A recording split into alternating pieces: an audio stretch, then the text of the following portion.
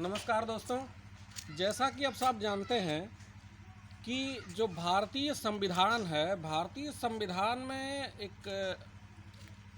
आयोग का वर्णन है जिसे चुनाव आयोग कहा जाता है। जो प्रारंभिक तौर पे जब संविधान लागू हुआ था उस समय चुनाव आयोग एक सदस्यीय था,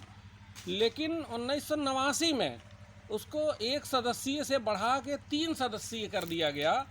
और जो उसके लिए एक पैनल बनाया जाता था जिसके अंतर्गत उसमें नियुक्तियां होनी हुई करती थीं, जिसके अंतर्गत उसका सिलेक्शन हुआ करता था। उसमें प्रधानमंत्री, नेता विपक्ष तथा जो मुख्य चुनाव सीजीआई ऑफ इंडिया थे उनको शामिल किया गया था। उसको वर्तमान सरकार ने एक नए अध्यादेश के माध्यम से परिवर्तित करके वहाँ पे सीजीआई को हटा के एक कैबिनेट स्तर के मंत्री को उसमें शामिल कर लिया और ये एक बहुत बड़े विवाद का विषय बना कि जिसमें जिस भी पैनल में प्रधानमंत्री स्वयं और उसका एक कैबिनेट मंत्री जो सरकार में है वही कैबिनेट मंत्री होगा, तो उसका वो और एक नेता प्रतिपक्ष 3 का जो पैनल बनेगा उसमें अपने आप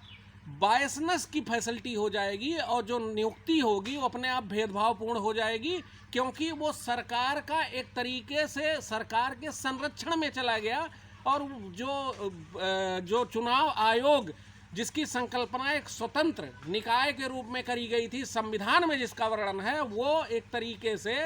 एक छद्म स्वतंत्र निकाय के रूप में बदल गया।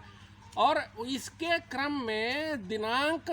10/3/2024 को जो अरुण कुमार गोयल जी थे, जो एक मुख्य चुनाव आयुक्त के अलावा एक अन्य चुनाव आयुक्त थे, उन्होंने 10 मार्च को अपने पद से विवादों के कारण इस्तीफा दे दिया। और इस प्रकार से पूरे चुनाव आयोग में सिर्फ मुख्य चुनाव आयुक्त रह गए और ये एक बहुत बड़ी समस्या का विषय बन गया कि ज्यों-ज्यों लोकसभा चुनाव 2024 नज़दीक आते जा रहे थे वैसे वैसे जो चुनाव आयोग है उसकी स्थिति संशयपूर्ण होती जा रही थी। उसी घटनाक्रम में दिनांक 15/3/2024 को 2 आयुक्तों की नियुक्ति कर दी गई, जिसमें ज्ञानेश कुमार जी और सुखबीर सिंह जी को वहाँ पे 2 आयुक्तों के रूप में नियुक्त किया गया। और दिनांक 16/3/2024 को 15/3/2024 को इनकी नियुक्ति हुई और 16/3/2024 को दिन में 3 बजे कॉन्फ्रेंस के माध्यम से लोकसभा चुनाव की घोषणा कर दी गई, जिसमें यह बताया गया कि चुनाव 7 चरण में होंगे। लेकिन जैसा कि आप सब जानते हैं कि जब किसी की नियुक्ति होती है, जब इतने बड़े पद पे किसी की नियुक्ति होती है, तो आप जानते हैं कि उसको बधाई संदेश, उसका पार्टी सब कुछ चलना होता है। लेकिन यहाँ पे क्या हुआ कि वो बधाई संदेश मुझे लगता है लेना भूल गए और उन्होंने रातों दिन काम किया और सिर्फ रात भर के समय में नए चुनाव की घोषणा हो गई। तो इस प्रकार से सरकार ने एक तरीके से जो हमको बताने का कोशिश किया है, वो मुझे ये लगता है कि उन्होंने 2 डमी कैंडिडेट्स को चुनाव आयुक्त बना दिया, जिनको यही तक नहीं पता होगा, शायद ये नहीं पता होगा कि चुनाव में क्या होना है, कैसे होना है, क्योंकि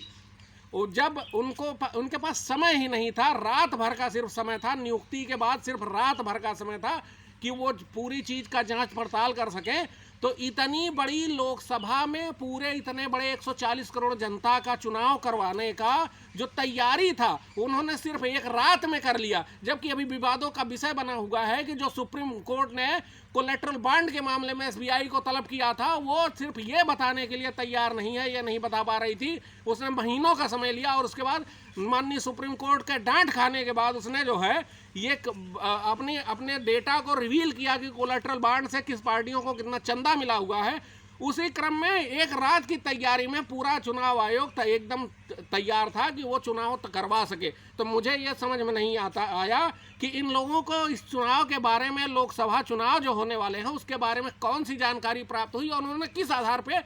चुनाव की तिथि की घोषणा कर दी। तो कुल मिला जुला के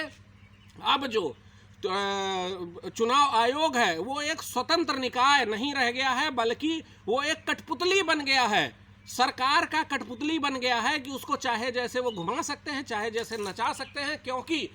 अगर चुनाव आयोग एक स्वतंत्र निकाय होता तो उसमें नियुक्ति के बाद उनको पूरी तैयारी का मौका मिलता। सबसे सलाह मशवरे के आधार पे वो जो चुनाव आयोग 3 सदस्यीय चुनाव आयोग है, वो सलाह मशवरे के बाद एक चुनाव तिथि की घोषणा करता और सही और फेयर प्रॉपर ढंग से चुनाव को करवाता, लोकसभा चुनाव को। लेकिन मुझे नहीं लगता है कि लोकसभा चुनाव 2024 बहुत अच्छे ढंग से हो पाएगा, बल्कि ये बायसनेस का, जैसा कि अभी आप जान रहे हैं कि ईवीएम का मुद्दा बहुत जोरों पे है, कोलेट्रल बॉन्ड का मुद्दा बहुत जोरों पे है। वाकई में जो ये घोटालेबाज और चोरों की सरकार है, इसने बहुत बेहतर ढंग से इन दोनों लोगों की नियुक्ति कर रखी है, जिससे और इसके बाद जिस दिन से ये चुनाव की घोषणा हुई है उस दिन से यहाँ पे चुनावी आचार संहिता लागू हो गई है। आप उसमें किसी चीज़ का धरना प्रदर्शन या वगैरह भी विरोध प्रदर्शन नहीं कर सकते हैं। तो मेरा यह मानना है कि सरकार ने सुनियोजित ढंग से ये 2 डमी कैंडिडेट चुनाव आयोग में बैठाए हैं, जिससे इनका जो मंतव्य है इनका कि चुनाव में हेरफेर किया जा सके, चुनाव में धांधली की जा सके,